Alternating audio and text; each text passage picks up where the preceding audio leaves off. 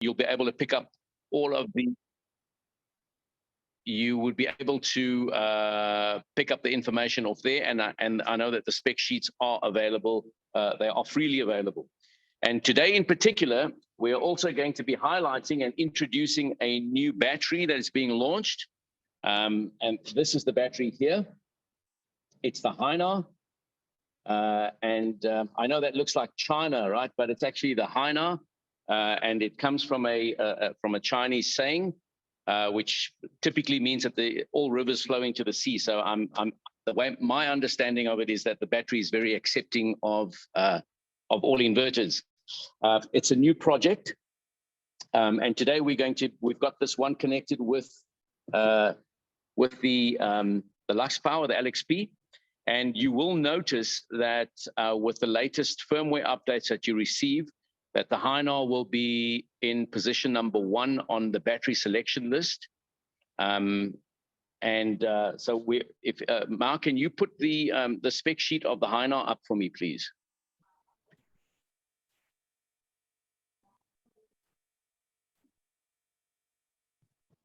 Sorry, I just see Hannah says that you cannot hear my sound. Can anybody hear me speaking? Perfect, we can hear you perfectly. Yes, we can hear you. You can hear me, okay, so there's not a sound, okay, right, so it looks like there's not too much of a sound problem. Mama, if you can hear me, is it possible for you to put the Hainar spec sheet up onto the screen?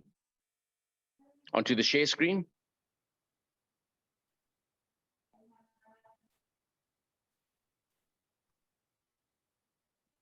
Okay, so while Mama's busy doing that, let me tell you more about the Hainar battery. The Hainar battery is a 5.1 kilowatt battery. It has prismatic cells. So it's a 16-cell battery, prismatic. It's got these connection ports for the terminal, connections for your power. And then it has a dry contact, a 485 connection, CAN connection, which we are using today with the Luxpower. And it also has communication ports, obviously, for paralleling, and a connection port for remote maintenance and firmware updates of the battery. At this point in time, the battery is only coming in a rack mount version, and it's quite a sizable little unit. So it's a 51.5 volt, 51.2 volt battery, 5.12 kilowatt hour. The max charge voltage 56. It's a 100 amp hour or 100 amp hour battery. And the beauty about this particular one is, just like some of the good ones that we have in the market at the moment, is that the battery is going to be, it has charge and discharge capacity of 1C. So there we've got the high five on the screen. And if you can zoom in on it, you'll see that the features there are, it's got a 1C capacity, 10-year warranty, and and you can stack up to 32 units in parallel. There are going to be different. The way I understand it is that there are still discussions around how the warranty will work with regards to 5C and 1C. But if I'm correct, I think that it is definitely going to be a 10-year warranty on a 1C discharge. All right, Mao, if you can maybe just pull up the screen and show the connection between, or the selection on the maintenance and monitoring page for Luxpower, where the Hainar will fall into position 1, I think it is.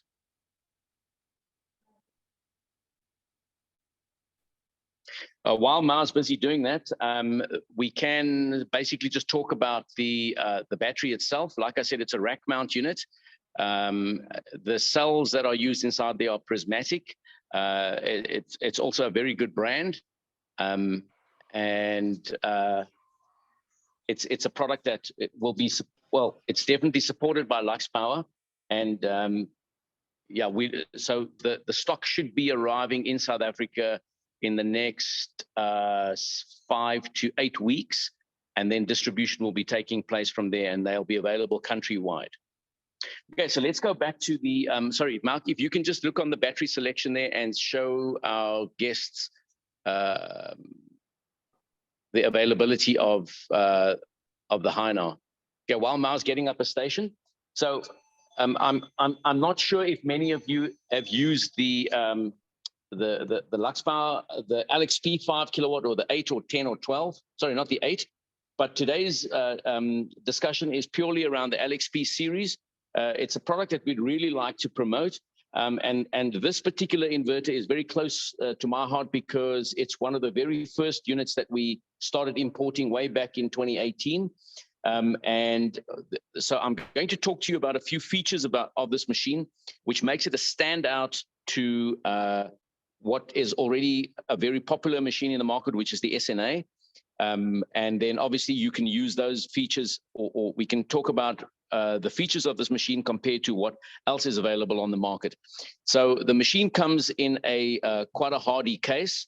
The back of the machine is primarily, so the first thing you will notice that there are no cooling fans on this particular unit. Right at the back here or at the bottom, we have a let me just make sure the camera is showing correctly. Yeah, so right at the bottom here, we have the rectifiers, which are encased in a aluminium case and resin coated. And then behind that, I'm not sure if you can see behind there, but we can probably go in to here where we can see it's got a massive heatsink bank, which sits behind the inverter. And that's what is used to cool the inside of the machine through convection cooling. It has a skirt which covers the front section here, a black skirt, and that keeps this section here quite neat and tidy.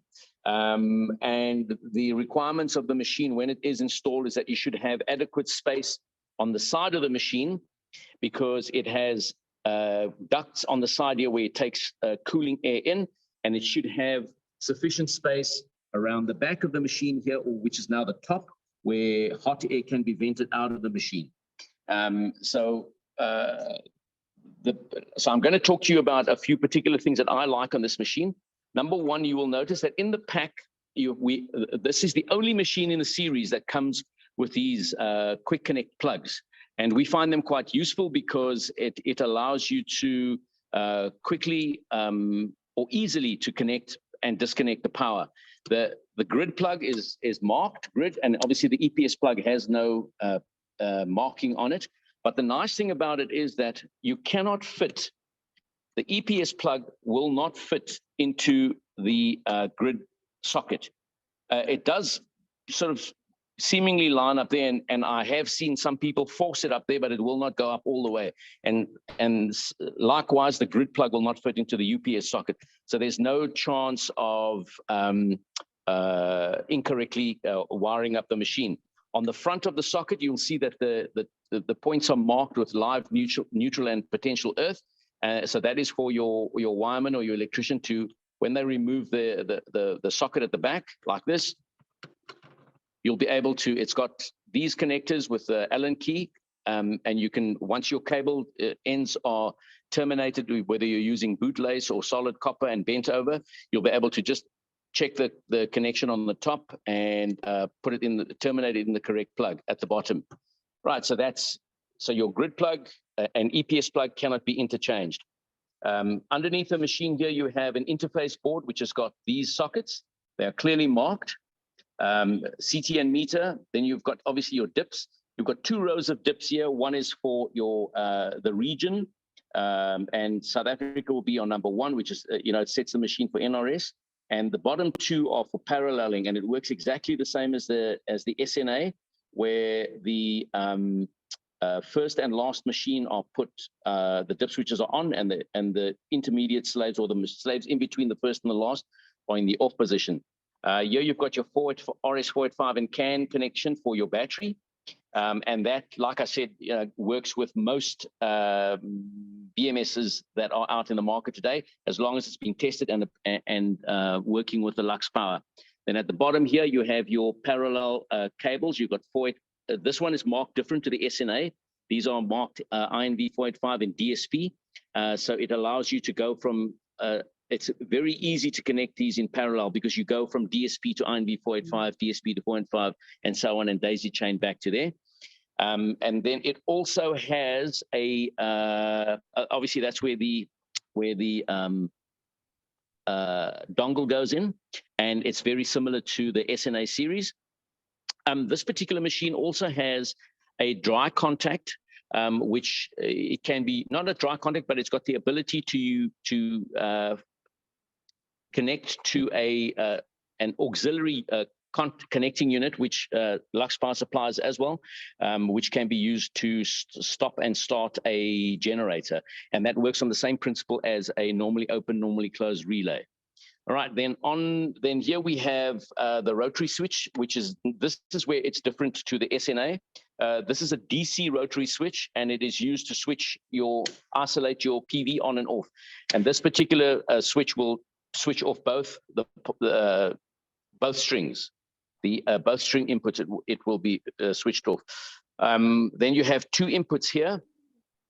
This particular machine has, the MPPT has a capacity of 8,000 watts, which means that you can put in 4,000 watts per string.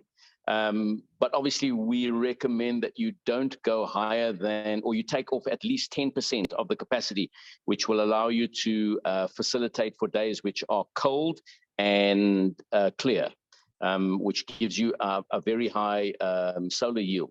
And then for those of you with the technical know-how or knowledge, for you to understand, the positive terminals, which are the two top ones here, they go individually to their positions on the I/O board, and then the two negatives are common inside the DC switch, which goes to there. And then this is obviously your battery termination point.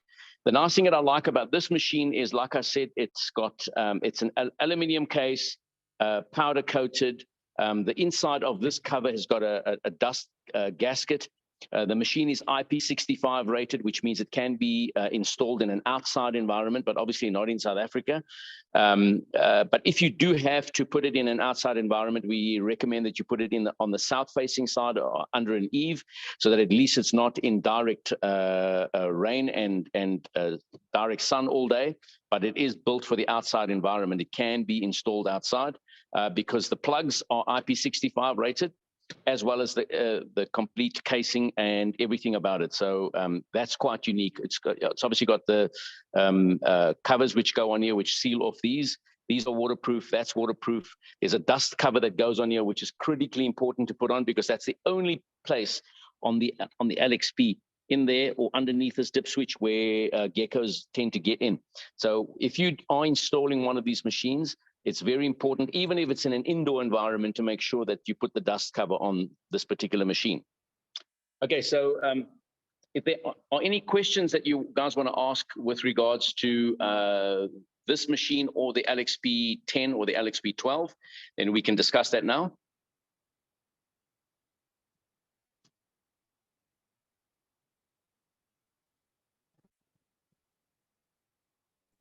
Hi, good day, Anthony. Yes. Anthony, we've got a question on the connection side, on the supply side, input and output on that unit. Is it possible, right? I just spoke to electrical engineer now, and on their requirements, they always want the neutral to be connected through your supplier incomer as well as the consumer side. They want the bridge positively connected on the neutral. Any problem? Are you talking about Are you talking about the bridge between Are you talking about the bridge between neutral and earth? Yes. Well, in the end, it's the bridge between neutral and earth, but neutral and earth is the same point at the starting point, at the start point by your transformer on the supplier side. But then you're going through your inverter itself. So on the other side, the question is, can we bridge the neutral through? Obviously, the earth will carry on the same. Yes, you can bridge neutral and earth. So it's very important. I know you didn't ask this question or make this statement, but I just want to make the comment that the neutrals, the neutral on the incoming and the outgoing neutral, they are two separate things. You know, we cannot. We have seen before where guys take the neutral back to a common point on the terminal, and that you cannot do, obviously. But bridging neutral and earth on the output, yes, you can do that, and we do recommend that it is done. So an interesting thing to notice about this machine, I'm just going to add this on because your comment has sort of reminded me about something. This machine, what it mimics, whatever the utility supply is, let's say for instance, utility supply is 245 volts incoming, then the output will also be 245 volts. If the grid utility drops to 220, the output will also drop to 220 while the grid is on. But the minute the machine goes to EPS output or to an off-grid situation, then it will revert to 230 volts, 50 hertz.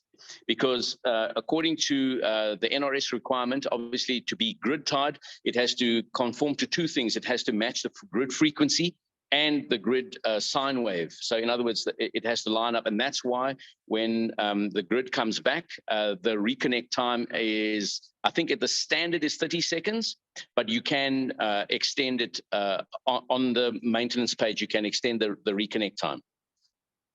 But to answer your question, yes, it has that you have to put a bridge, and that is as far as I'm understanding it, it is a SANS requirement.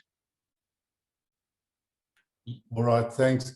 That answers the question, but we're actually back to the point that if you bridge the earth on the neutral side, on the outgoing side, you might as well bridge the neutral as well because they're connected from your supplier in any case. Or are you talking about a floating earth? No. I'm not talking about a floating earth at all. So the thing that I always revert back to is I revert back to the NRS certification, or sorry, not the NRS, the SANS requirement. So you must remember that in order for this machine to be NRS certified, it had to go through all of those tests, right? In order for the certification to come through. And I've been listening to the discussions. You know, there are some schools of thought that think, or not that think, that say we should be using a relay contactor. So when the grid is on, then the contactor is open and the bridge is open, and only to create the bridge between neutral and earth when the grid goes off. That's one school of thought. The other school of thought, obviously, is to bridge it permanently. What you will notice is that on the EPS output of the machine, even when it's connected to grid, there is a reading of 115 volts between neutral and earth. So if you bridge that, then obviously the voltage goes down to zero. So those are the two schools of thought, and that's the best. The best, but that is as much comment as I'll be able to give on that. Why am I asking this question? I understand that according to SANS, if you look at the SANS requirements, they don't want you to bridge it. But now if we work overseas or abroad, they've got a different set of rules. My question comes back to the point, does the Luxpower allow me to bridge the neutrals? In other words, to get the potential to the same potential. I understand South Africa is a different setup, a different law that applies on our side. Yes. So, but hold on, are you saying that you want to bridge neutral incoming and neutral outgoing? No. Yes, correct. Eventually. If you but then you're going to that's definitely going to create a fault. Well, the electrical engineer that we use here, he always subscribed that we bridge the neutral incoming and outgoing continuously. Right. And for that reason, okay, and have you... Yeah. Sorry, go on, continue. Yeah, continue, please. And he always just tell us to use certain inverters. Other inverters, as soon as you bridge them out, they give you a fault on the panel itself. But yes. Luxpower, for instance, it hasn't got a problem. But I just want to ask the question today: is there any problem bridging it from your side? I understand your question now, 100%. Okay, so your electrical engineer is requiring that you bridge the neutrals specifically because from the start point or from the transformer side on the utility side, it is already bridged, right? Now, my question to you is, what happens in an off-grid situation? when the grid is off. Then you don't have a bridge between neutral and earth, because your supply side from utility is disconnected. If you disconnect, then have you tested? In a situation like that, have you tested your voltage between neutral and earth? Yeah. The problem, or the point, comes back to the original thing is your start point is a earth point in any case. So you originate from a state point, and then your earth is, with earth spikes on the whole installation, is back to earth in any case. So the motivation for this is, even if you lose utility power, you've still got a grounded point that's connected to a common earth and earth spikes in the ground as well. So that's the reason why he wants to earth everything and bridge it through. Yes, I understand your question 100%, and it's a very, very good question and point that you've raised. I'm personally going to ask that question specifically, not a neutral earth bond, but a neutral bond, if it's allowed. I'm assuming that you've already done it and it works. So what we'll do is I will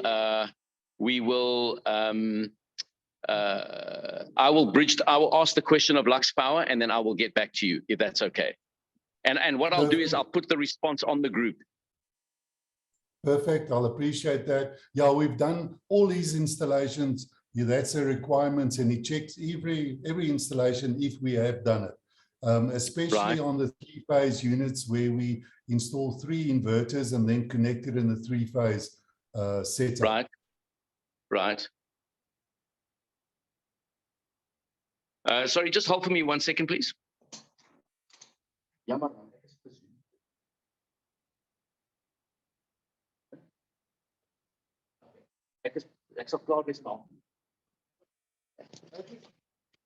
Sorry, I just had to dispatch someone that was at my door. Sorry, so if you could just make that comment again, the last comment that you made. All right, Anthony. One of the questions, I'll come back to my question now, that Jürgen raised here, is if you don't bridge it on other smaller installations, we've got a common problem that we've got earth leakages tripping after the inverter. Sorry, earth leakage is tripping after the inverter, yeah? That's correct. So because of that floating neutral, or the voltage that we read on the neutral, between earth and neutral. Okay. So what happens if you don't bridge your earth and neutral? The moment Eskom comes back, your earth leakage pops. Yes. In the changeover stage. Yes. So in other words, your system, just to explain what happens, you lose power on the utility side. The inverter takes over in a hybrid system. Then when the power comes back on the utility side, then we find that the earth leakage trips that moment. We did an insulation test, everything is fine, but that switching back to the utility inside on the inverter, if it's not earth, we get a nuisance trippings on the earth leakage itself. Yes, and obviously your supply to your AC supply to the inverter is not through earth leakage, right? Yes. No. Yes, that's correct. It's not through an earth leakage. Okay, perfect. So the solution to that, if I'm understanding you correctly, is saying that the bridge, without the bridge, you get nuisance tripping. With the bridge, you do not get it. Correct. That's correct. Yes. Okay. 100%. Okay. I'm also going to be doing a video on the Luxpower group with regards to earth leakage tripping, because it's also a topic that I'm very interested in, with regards to, because as you know, a lot of appliances do have, or they come out standard, or it's even a requirement that they have milliamp residual current going back on the neutral line. So when you if you add up all these appliances, then or if you look at a household installation, for instance, then if you add up all of the appliances that are running, you'll find that the collective residual value is very close to 30 milliamps. And it doesn't take much for it to go over that value for the circuit breaker to trip. But that I'm going to cover in a separate video altogether. Okay, so are there any other questions that guys would like to ask specifically pertaining to the LXP series?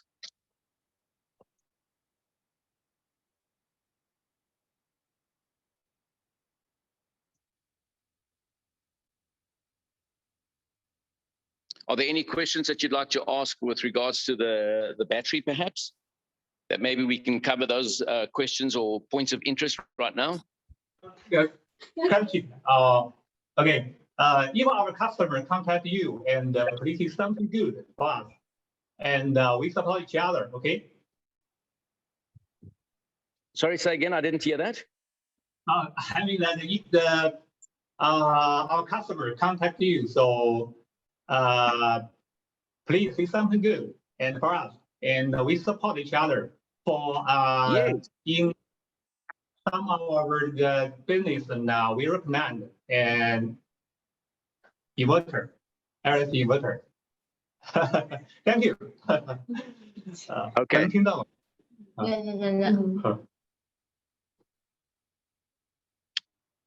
All right, guys, so if there aren't any more questions, I'm going to ask the 10 kilowatt stock. There is stock of the 10 kilowatt in Cape Town, but I'm not sure if Johannesburg has got any. Sorry, I'm just reading the comments on the bottom of the screen. So if there aren't any more questions, maybe if you would like to send me a message or maybe put a message up on the screen.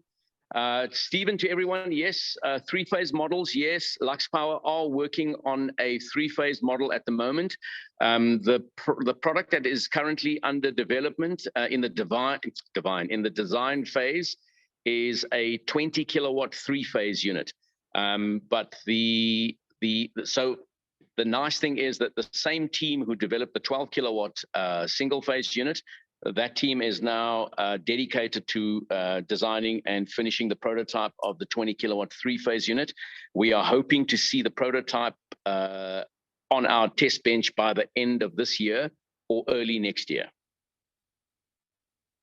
Any other questions? How many 5 kilowatt models can be put in parallel? I'm going to ask Mau to confirm that. We have done 9. Oh, there we go, up to 10 in parallel. Yeah.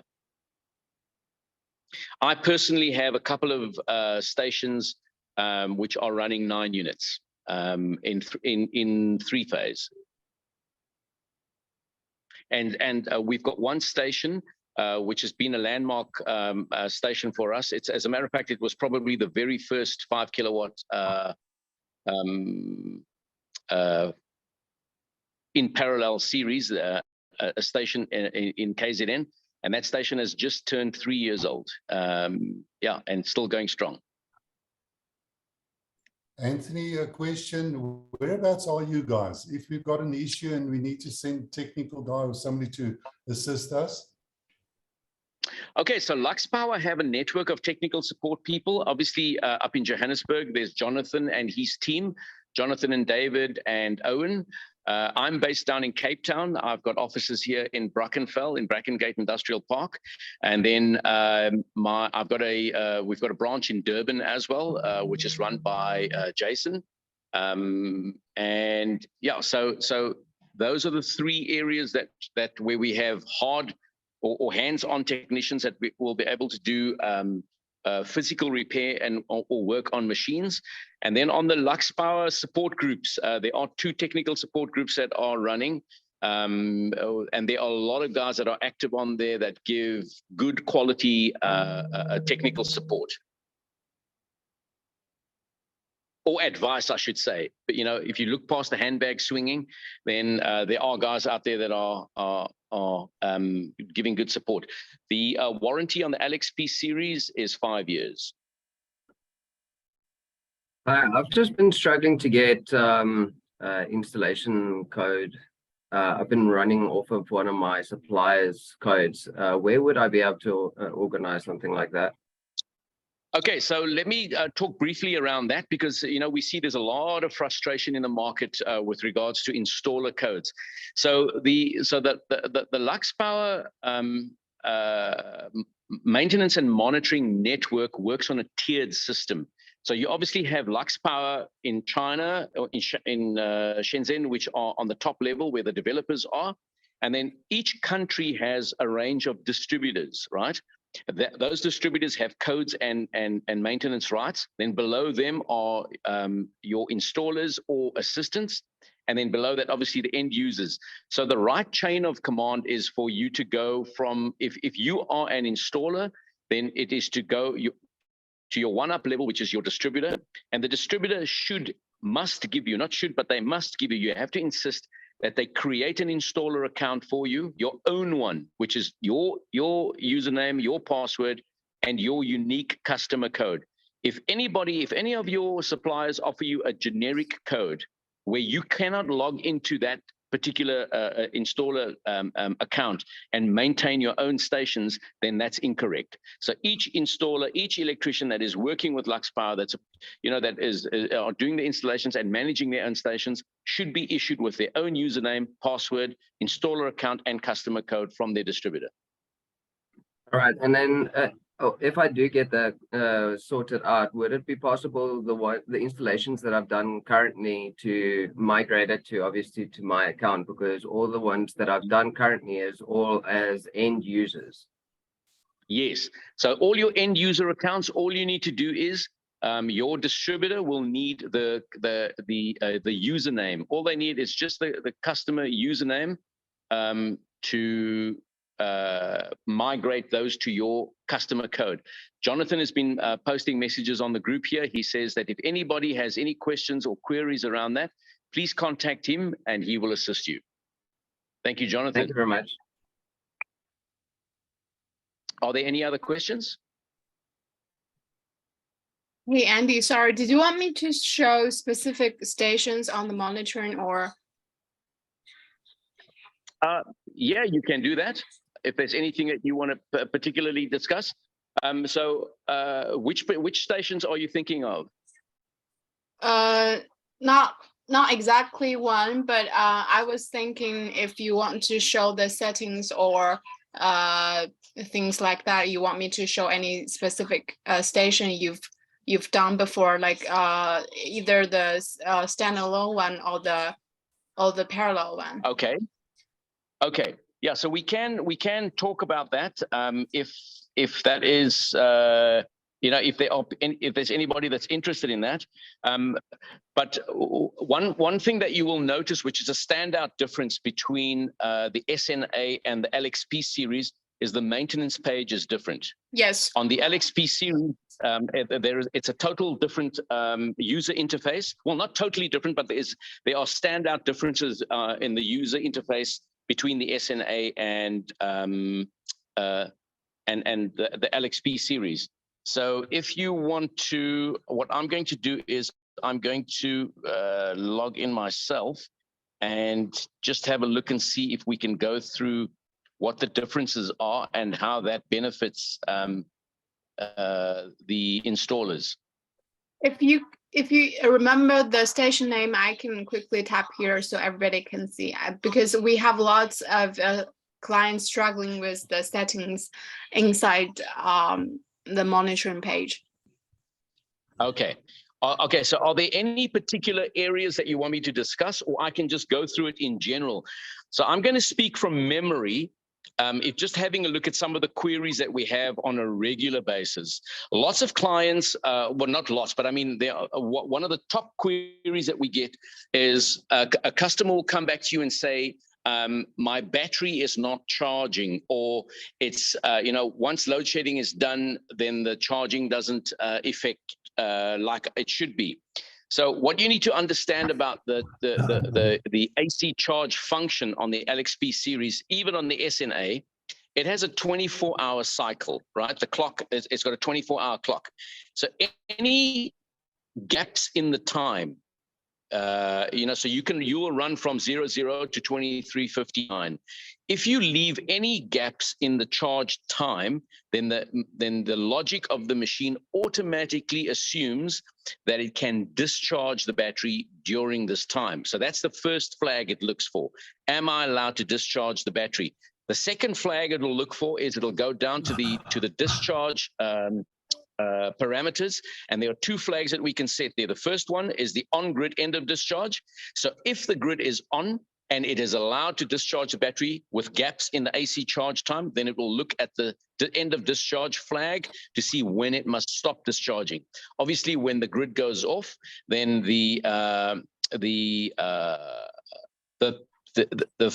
parameters change or the rules change. Then it will go to the off-grid end of discharge SOC, and it will discharge down to that value.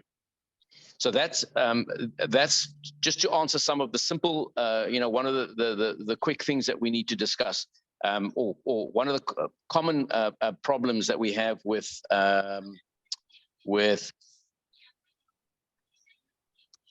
queries. I'm going to see if I can rotate my camera. There we go. Okay, so we're going to look at, hang on, let me just get out of here. Andy, so yeah. Andy, do you have the station name I can broadcast here? So you can put up, or the serial number is easier for me. you can. Okay, so let's go to start line. Start line is it's a parallel system. It's a 5 kilowatt parallel system, and that's probably a station that's been running for a good few years now. I think it's that station has just gone 3 years old. That station has got 8, and there are quite a few of them.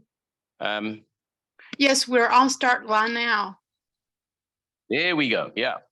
So that is. Let me just turn my camera around again so that I'm in the screen. So if you have a look at this particular one, it's got 2, 4, 6, 8. Yeah, it's got 8 5 kilowatt machines. 4 of them are on one phase, on the R phase, and then the other 2 phases share 2 machines each.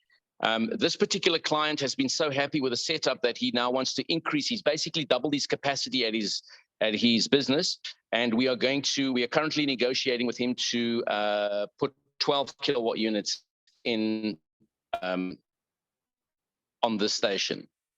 So if you go to the nice thing about this, I just want to see if there's any difference here. No, there's nothing. So if you go to the maintenance page, Mama. Yes.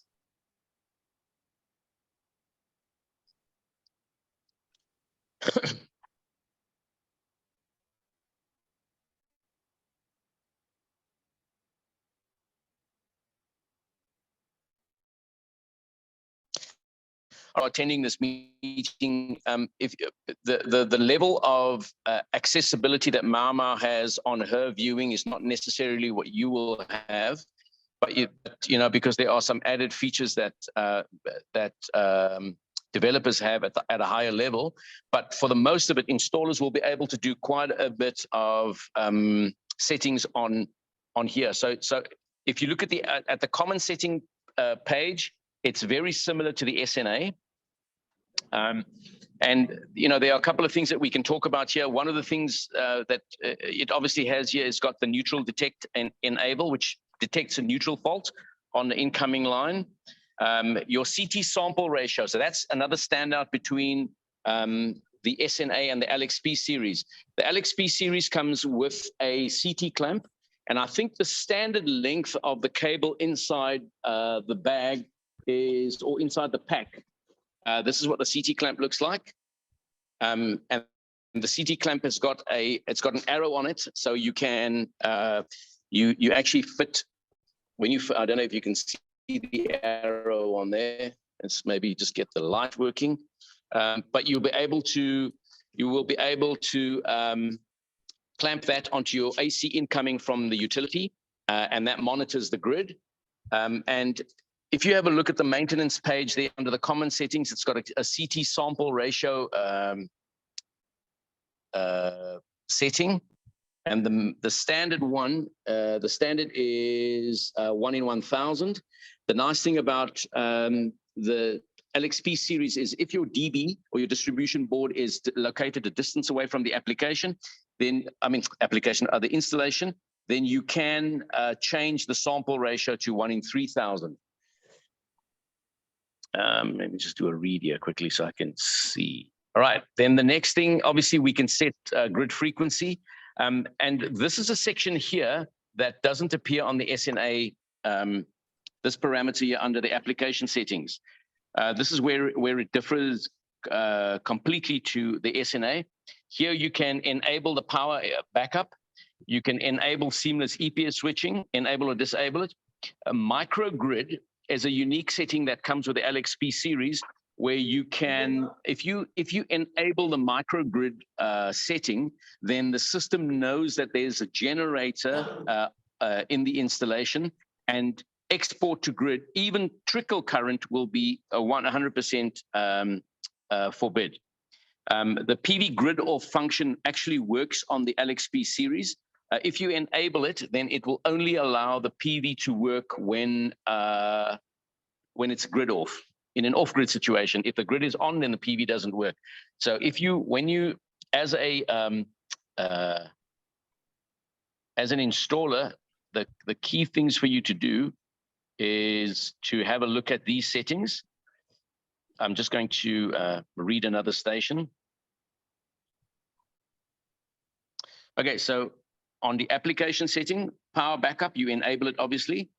Seamless EPS switching is enabled. That allows you for a 10 millisecond changeover. Microgrid is disabled because this site doesn't have a generator. PV grid off is disabled. This particular station is selling back to the grid, and he's selling back 100% of his excess power. And that's the beauty about the LXP series. With the CT clamp installed, the LXP is able to export power through the AC input to the non-essential side of the DB without exporting it. So if I had to disable export here, it would still push power when the grid is on to the non-essential side of the DB without exporting it past the CT clamp. So the position of the CT clamp is critical. I've seen some installers, they take the CT clamp, and to speed up the process, what they do is they fit the CT to the live incoming on the AC feed into the machine right next to it. That negates the ability of the machine to export power to the non-essential side of the DB. Okay, so now we're going to go to fast zero export. That is when you have PV enabled and you're selling back to the grid. The minute the grid goes off, then the switch off on export is instant. Then you've obviously got your normal and your standby, which we use for maintenance, or we use it to irritate customers who owe you money. A battery shared, that's common with the SNA as well. Here you can obviously, in your system type, you can set it to single phase primary, subordinates, or 3-phase. And then you can also set the composed phase. I'm not sure if that is, yes, you get it on the SNA as well. But normally these machines will auto detect the phase coming in, the phase that they are connected to from utility. But if it's a totally off-grid phase, then totally off-grid installation and it's 3-phase, then you can set, if you've got 3 machines, you can define which machine is on which phase. This is a new feature that's been added here, which is the CT direction reversed and button, and I'm not sure if that's on the installer maintenance page, but if the installer has inadvertently put the CT on with the arrow facing the wrong direction, we can reverse the direction of the CT here. Okay, then your grid connect setting, grid connect settings, which is what I spoke to you about earlier on. You have your grid connect times and the reconnect time. So basically, this is when the grid goes on and on. Sorry, when the grid, like for instance, during load shedding, when the grid comes back on, the machine doesn't automatically switch to the utility supply. It waits for 30 seconds so that the grid can stabilize. Okay. I'm not going to go into the power command because we very rarely use that. Okay, grid protection is another thing that is unique to to the LXP series. On the grid protection side, you can set, especially if you have installations in an area which is an aging infrastructure. We've seen a lot of that in KZN, where the transformers in the various neighborhoods are aging, and we get the power is not, I'm going to use the word clean, that we get from the transformers, and we get, especially under high load or peak times, we get big changes in voltage and in frequency. So you can set your grid protection here, where if the grid voltage drops below a certain voltage or goes above a certain voltage, or alternatively the frequency drops below or above a certain frequency, you can get the machine to go into off-grid mode. All right, and then the charge settings here, you guys are familiar with this with regards to the SNA. It's exactly the same. It's exactly the same.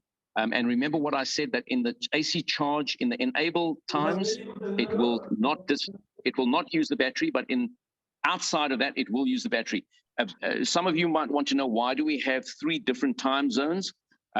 In other countries, and maybe in some areas in South Africa, we have split tariffs, or tariffs where during certain times of the day you will have that the electricity tariffs are cheaper. Then that is probably the time that you will want to. Sorry, if there's anybody that's got a microphone that's on we're picking up some noise in the background, you might want to mute your microphone, please. So that's why there are 3 different time zones here, so that you can elect to charge your battery during peak tariff, or sorry, low tariff times. Charge priority is for when you want PV, you want to prioritize the solar charging to the battery. So you can enable it or disable it, and you can also set in the charge times here. Lead acid battery charging is also common to the SNA, and that's obviously when you're using a battery that is not on the approved list, or you're going to use it in lead acid mode. Right, and then on the discharge setting times, you can also set the discharge power rate. You can set your on-grid SOC cutoff, the off-grid SOC cutoff. Forced discharge is also for exactly the same thing as I mentioned in the AC charge times, where you have split tariffs.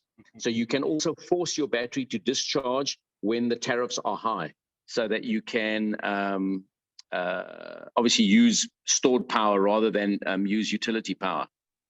Yeah, and that's basically it for on the settings page. Mao, is there anything else you want me to cover? We have questions in the box.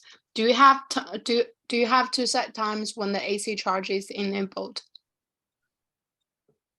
Do you have to set charge times? Yes. Sorry, I didn't hear the question. Maybe you want to check the chat box. Here we have questions from Rhino. Hold on. Oh, there's the chat box. Okay, sorry. All right, so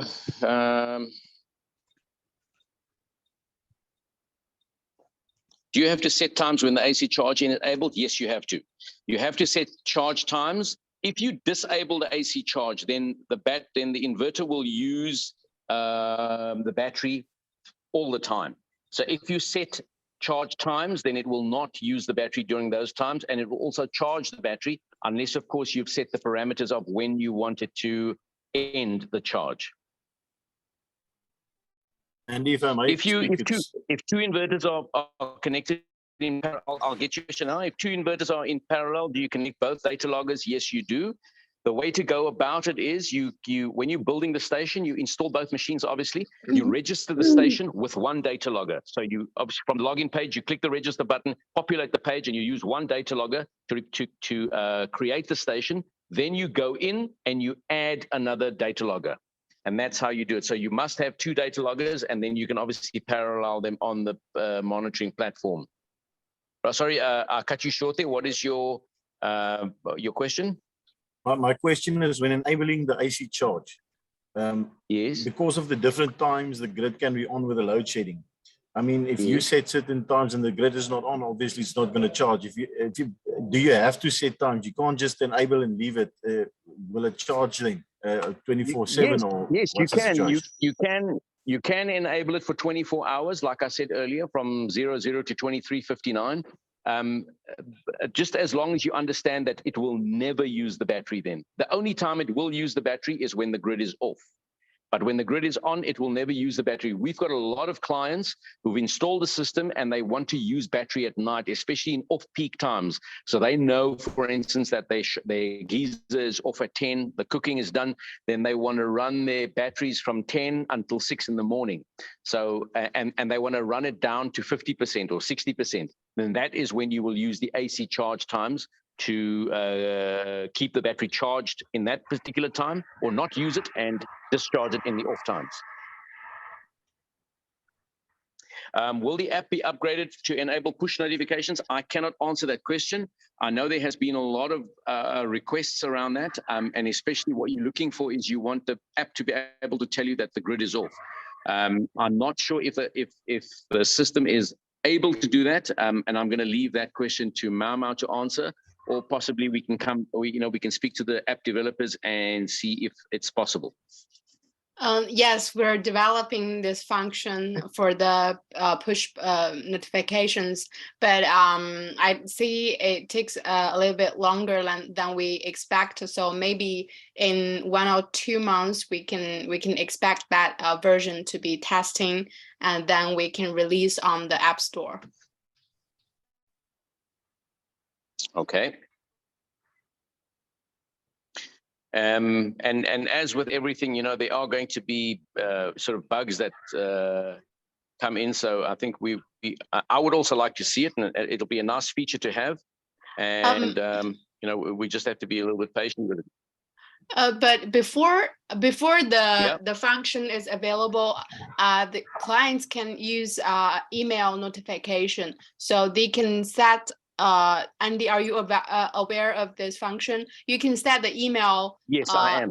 Inside. Yes. Okay, right. You can set the email here, so you have any notice or the warning or the flag. It will the server will send emails to your inbox, so you can still have the notification, but it's out of your email. Okay. Yes. Okay, so I just want to see who asked this question. It's quite an interesting question. Excuse me, can I? Andy, can you show us where to set up? Show us where to set that email up quickly for the notification.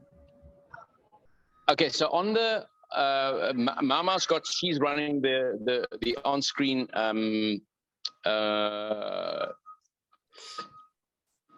she's writing the on-screen visibility, obviously, because I can't, I'm limited here to what I can do.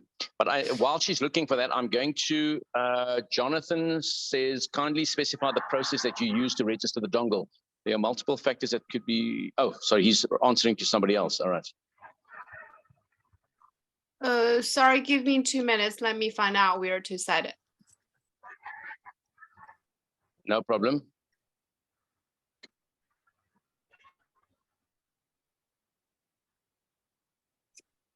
All right, so while Mau is looking for that, are there any other questions that I could help maybe assist with? Can I change the cluster for the end user? Sometimes when I try to register an end user on a specific cluster, it jumps to a different cluster and then shows the inverter is offline. Yes, you can. The cluster can be changed.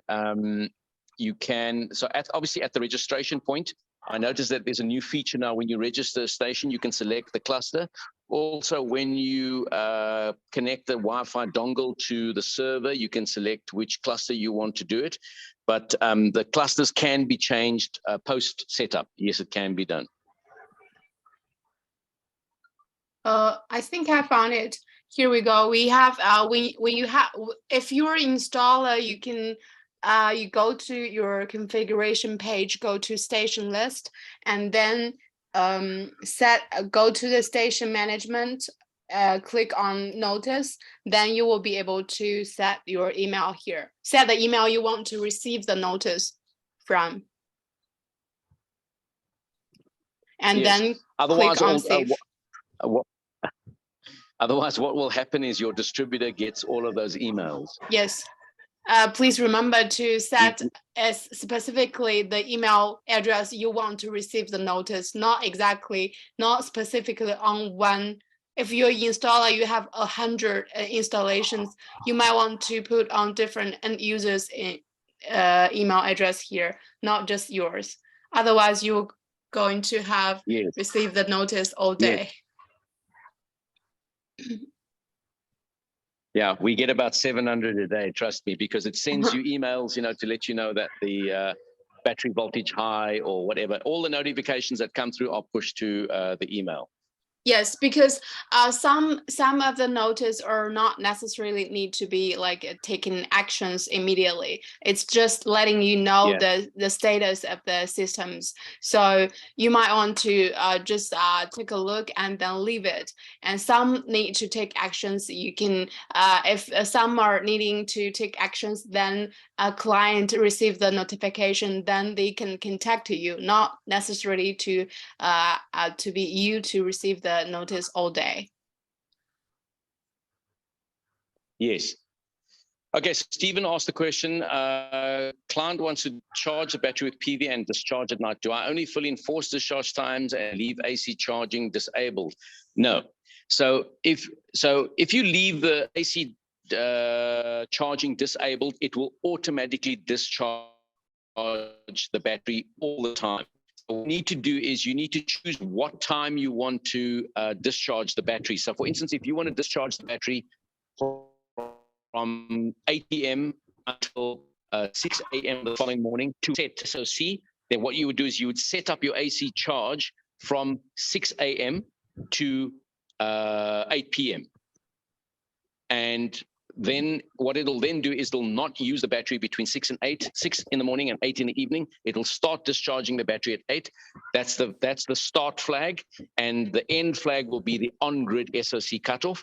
If there is load shedding, it will go past that. So for instance, if you say my end of discharge must be 50%, and it runs down and then there's load shedding for 2 hours and the SOC drops to 30, then that's where it'll stop.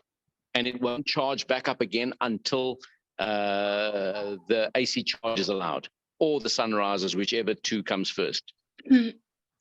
How come sometimes the app says it's offline, but on the website they are working? If the app says they are offline, at the top of the app, make sure that you select the correct cluster. So in the top right of the app, there's a drop-down button. You see Africa, Europe, the USA, and Asia. Make sure that you are looking at the correct cluster. All right, everybody. So 1 hour has gone by. Are there any particular questions? I know everybody is busy, and it's you know, this is the gold rush era for solar. So I'm sure everybody's got a lot of work to do. I want to thank everybody for joining in. And if you have any questions, you can post it on the Luxpower tech support groups 1 and 2. If you remember, you can contact guys like Jonathan, or any of the people on the Luxpower tech support. You can contact Luxpower directly. You know, I might not have the answer to all the questions that you have, but we certainly do not, we will not let any queries go unanswered. I know for some people it's a bit frustrating because response times are a little bit slow. But like I said, we are, you know, we are living in a gold rush era now where people are desperate for power. And there's no, I shouldn't say no respect, but I mean, you know, working hours being extended. And that, I'm not just saying myself, I'm saying everybody is going through that at the moment because, you know, the demand for product is high. So just bear in mind that, you know, these are testing times, I would say. And then the other thing that I want to point out to everybody that's listening right now, just remember that the Chinese New Year starts this week. So make sure that I know that we've got to respect the fact that Mau Mau and Joe and the rest of the team are observing their national holidays. So their support will be a little bit thin on the ground. I'm not sure, and maybe Mau Mau can expand on this. But I do know that Jonathan and his team in Johannesburg and Sam and the team down here in Cape Town who've got product. I have made sure that there's enough product on the floor and also enough product coming in via import to allow for the Chinese New Year. So Mama, do you maybe just want to expand on what your guys' support will look like during the next 2 weeks? Yes, as everybody know, we're going to have the CNY very soon, in 2 weeks, actually. During the Chinese New Year holiday, actually, it's a 1 week holiday, but most of the factory staff, they will take leave for longer time because it's an annual thing, like the Christmas and New Year leave for South Africans. So our colleagues might take over 2 weeks leave, and during the leave, me and Joe will stand by. So if any questions you have, you can text in the groups. But the response time could be a little bit slower than the normal days.